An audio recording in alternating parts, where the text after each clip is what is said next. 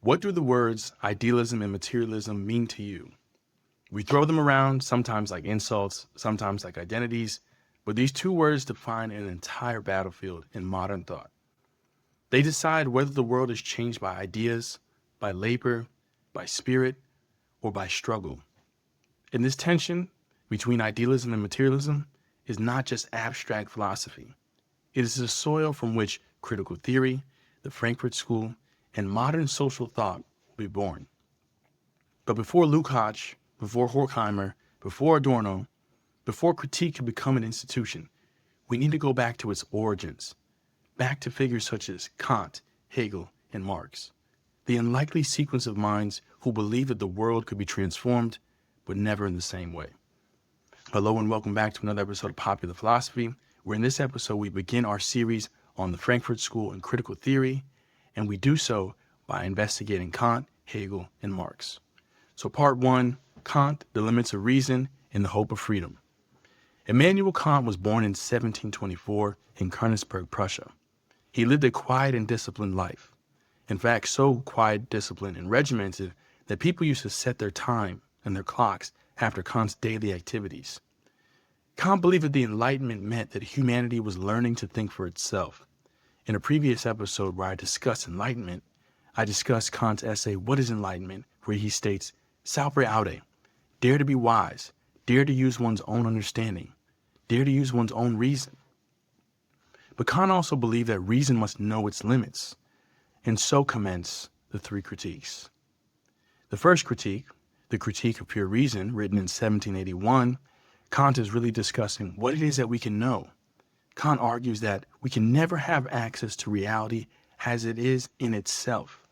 We only experience reality, or the thing itself, through the lens of our mind, through space, time, causality. These are not features of the world, they are structures of human perception. Beyond this lies the thing itself, in German, dich an sich, reality as it truly is, and we can never truly know it. In the Critique of Pure Reason, it's written, the thing itself remains unknown to us. This is a radical limit. We can know appearances, but never reality.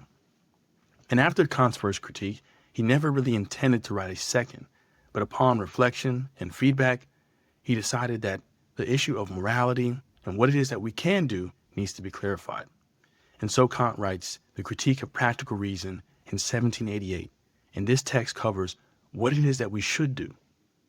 Even if we cannot know metaphysical truth, we can still know moral duty, and in that sense, we do get access to metaphysics. Kant says that we are free only insofar as we obey laws that we give to ourselves from our own reason, not laws from authority or desire. And in this, Kant is establishing that freedom and morality are tied together. To be rational is to be responsible. But between the first critique and the second critique emerges this gulf, this cliff. And third critique, the Critique of the Power of Judgment, is meant to bridge these two. Here Kant says, why does beauty move us? Why does nature feel meaningful?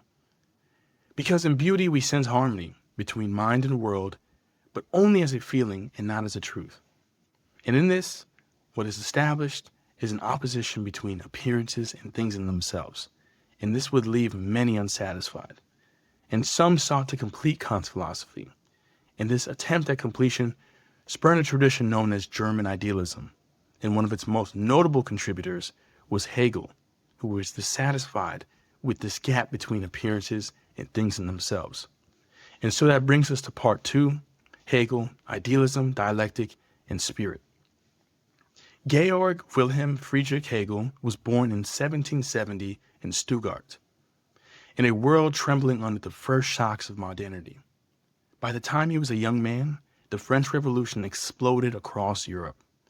All the certainties, monarchy, divine order, and inherited truth were collapsing. Hegel saw Napoleon ride across the battlefield of Jena in 1806 and wrote to a friend that he had seen world spirit on horseback. What he meant by this was that history was not merely chaos, it was a movement. It was meaning unfolding. Where Kant had drawn hard limits around what we can know and declare that ultimate reality, the thing in itself, remains forever hidden, Hegel was dissatisfied. For Hegel, truth was not sitting somewhere behind appearances. Truth is not a static object. It is rather the relationship between subject and object. Truth is historical. It becomes. He believed that reality is not dead, but it is Geist. It is spirit in its broadest sense. This Geist isn't some ghostly substance. It is the total life of humanity. It is our art, it is our religion, our politics, institutions, our self-understanding. History for Hegel is the story of Geist gradually coming to know itself, not in a straight line, not peacefully, but through conflict. And this leads us to one of Hegel's most important ideas, determinate negation. Hegel tells us that when an idea or a social order or a system lives itself out fully, it eventually reveals its own inadequacies. Something inside of it doesn't fit. A contradiction appears. That contradiction doesn't mean everything is false. It means that something new is trying to be born. Hegel writes in the Phenomenology of Spirit from 1807, the bud disappears when the blossom breaks through, and we might say that one is refuted by the other. Yet both are necessary moments of the same life. In other words, critique is not destruction. It is transformation. The old form must be negated, but in a way that preserves what is true in it and carries it forward. That is determinate negation, a negation that yields growth. In another part of Phenomenology of Spirit, where Hegel discusses the master-slave dialectic, we get some more insight. A master demands recognition from the slave. He wants to be seen as superior, but the desire contains a contradiction. Recognition from someone you consider inferior isn't true recognition. Meanwhile, the slave, through labor and suffering, shapes the world at their hands. They become conscious of themselves as being capable of creating meaning.